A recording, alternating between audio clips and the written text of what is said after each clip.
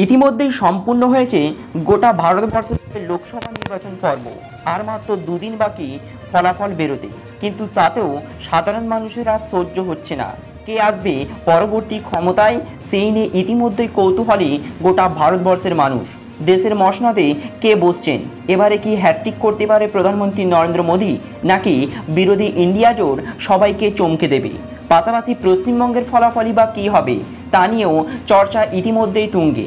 সব উত্তর জানা যাবে আগামী মঙ্গলবার 4 জুন, যার আগেই আবারও ইতিমধ্যেই বেরিয়ে এসেছে নানান চ্যানেলের পক্ষ থেকে বুথ ফেরত সমীক্ষা এবং এক্সিট পোলের রিপোর্ট, যা ইঙ্গিত করবে আগামীতে কে আসতে চলেছে ক্ষমতায়। তবে এটি কেবলমাত্র বুথ ফেরত সমীক্ষা বা এক্সিট পোলের রেজাল্ট, যেটি সম্ভাব্য লোকসভা নির্বাচনের ফলাফলের পূর্বাভাস দিতে পারে।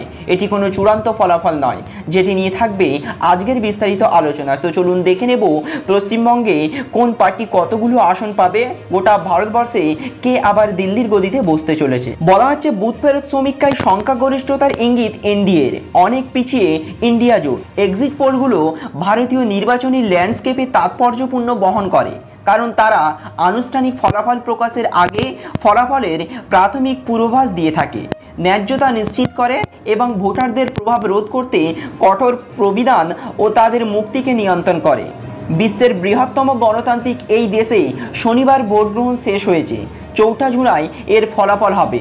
তবে এই ফলাফল ঘোষণার আগেই এক্সিট পোলগুলি ভোটারদের ভোট দেওয়ার পরেই জরিপ করে নির্বাচনের ফলাফলের প্রাথমিক ভবিষ্যৎবাণী প্রদান করে। তো চলুন দেখে নেব এই এক্সিট পোলের তরফ থেকে কি গুরুত্বপূর্ণ আপডেট, কতগুলোই সিট পেতে চলেছে এনডিএ সরকার বা কতগুলো সিট পাবে ইন্ডিয়া জোট। দেখে নেব আমরা আজকের এই ভিডিওর মাধ্যমে, যেখানে জানা যাচ্ছে ইন্ডিয়া নিউজের তরফ থেকে 371টি সিট পেতে পারে এনডিএ, যেখানে ইন্ডিয়া জোট মাত্র 125টা সিট পাচ্ছে এবং অন্যান্য 4টি।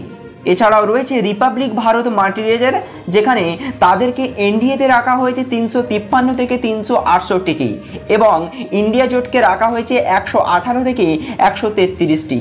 রয়েছে রিপাবলিক টিভিরও সমীক্ষা, যেখানে এনডিএকে রাখা হয়েছে 359টি সিটে এবং ইন্ডিয়া জোটকে 154টি সিটে, অর্থাৎ অনেকটাই পিছিয়ে আছে ইন্ডিয়া জোট। এই এক্সিট পোলের ফলাফল প্রধানমন্ত্রী নরেন্দ্র মোদীকে অনেকটাই এগিয়ে রেখেছে এবং অনেকটাই পিছিয়ে রেখেছে ইন্ডিয়া জোটকে। তবে এটি কেবলমাত্র সম্ভাব্য ফলাফল। আমরা চূড়ান্ত ফলাফল জানতে পারবো আগামী 4 জুন মঙ্গলবার। কে বসবে দিল্লির মসনদে, কে হবে আবারও ক্ষমতার অধিকারী, কে গোটা ভারতবর্ষকে আবারও শাসন করতে চলেছে। তো ফ্রেন্ডস, আপনি কোন সরকারকে ক্ষমতায় দেখতে চান অবশ্যই কিন্তু আমাদেরকে কমেন্ট বক্সে লিখে জানাবেন। এবং এই বুথ ফেরত সমীক্ষা এবং এক্সিট পোল সম্পর্কে আপনার যদি কিছু মতামত থেকে থাকে তাহলে অবশ্যই কিন্তু আমাদেরকে কমেন্ট বক্সে লিখে জানাবেন। Thank you friends, thank you for watching.